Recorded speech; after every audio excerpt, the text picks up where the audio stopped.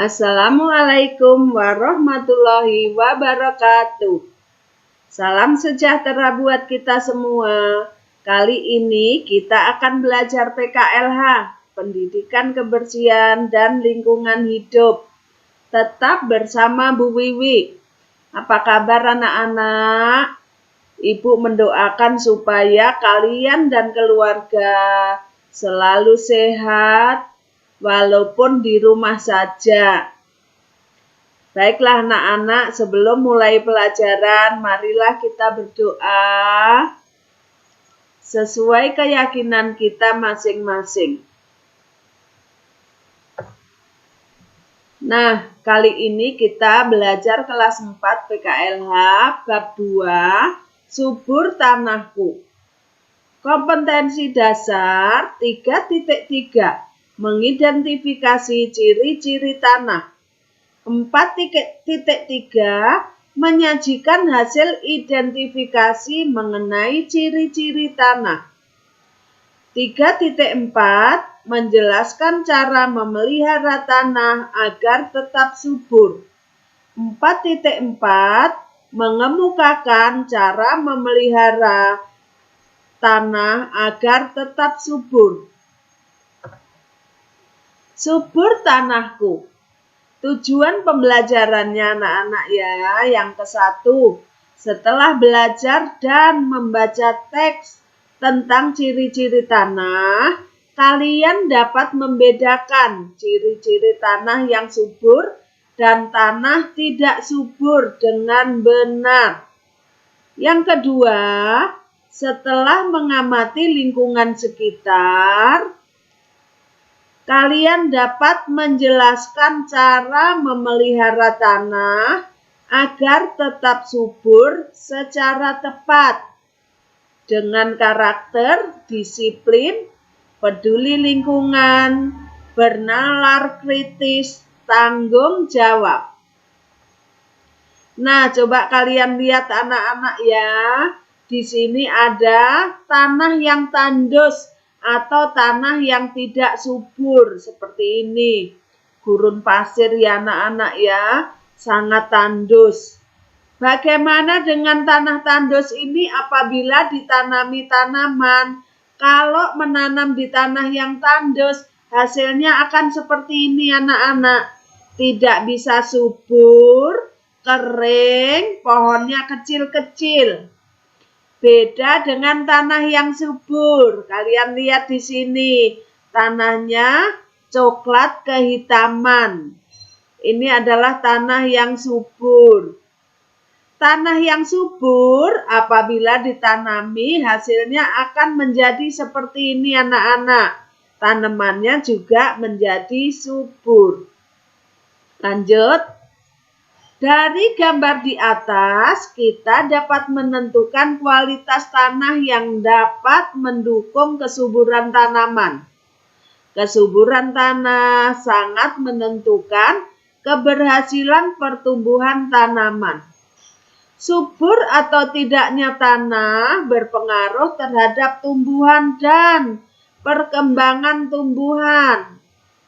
Tanah memiliki fungsi sebagai tempat tumbuhnya tanaman, menyuplai keperluan air dan udara, penyedia unsur hara, serta sebagai habitat, biota atau organisme, dan juga mikroorganisme yang berpartisipasi aktif dalam mendukung produktivitas tanah untuk menghasilkan produksi tanaman. Ciri-ciri tanah subur anak-anak ya. Yang ke-1, memiliki kandungan hara yang tinggi. Tanah yang mengandung banyak hara biasanya memiliki warna yang khas, yaitu coklat kehitaman. Yang kedua, memiliki humus yang tebal. Tanah yang subur dapat diketahui dengan melihat ketebalan bunga tanah atau humus. Yang ketiga, memiliki kadar pH netral. Kadar pH netral tanah yang baik memiliki kadar sekitar 6,5 sampai 7,5, 6,5 sampai 7,5 atau netral ya anak-anak ya. Kalau tanah terlalu asam, biasanya ditambah dengan pengapuran baru bisa netral. Nah, yang keempat, memiliki tekstur lempung. Lempung berfungsi untuk mengikat berbagai mineral sehingga tanah tidak mudah hanyut terbawa air. Yang kelima, organisme tanah. Keberadaan cacing merupakan indikator yang memadai menandai tanah subur atau tidak subur. Cacing memiliki manfaat untuk menggemburkan tanah sehingga akar tanaman mudah masuk ke dalam tanah atau memperoleh nutrisi. Tapi kita sering jijik ya anak-anak kalau ada cacing. Kalau kita bongkar-bongkar tanah ada cacingnya, jijik ya. Padahal cacing itu sangat bermanfaat untuk menggemburkan tanah. Nah, keenam, cocok sebagai tempat hidup berbagai tanaman. Tanah yang subur akan mudah ditumbuhi oleh berbagai tumbuhan. Nah, demikianlah anak-anak pelajaran kita pada hari ini dengan tema subur tanahku.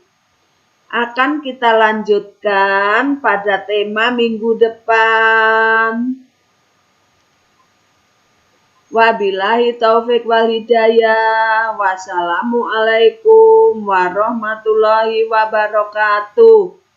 Mohon maaf bila ada kesalahan, karena kesempurnaan hanya milik Allah. Tetap semangat walau belajar di rumah saja anak-anak ya. Tidak bosan-bosan, Ibu mengingatkan, tetap terapkan 5M.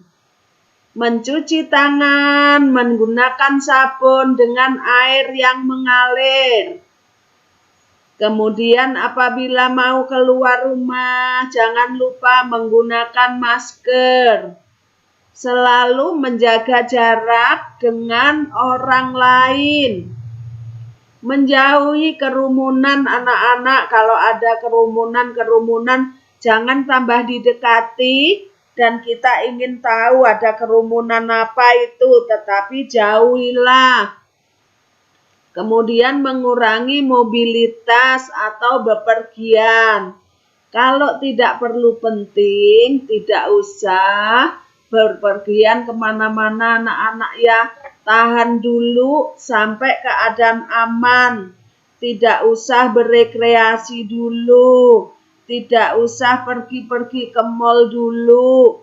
Karena kita kan selalu di rumah juga kan anak-anak, tidak perlu kalau ke mal membeli baju baru.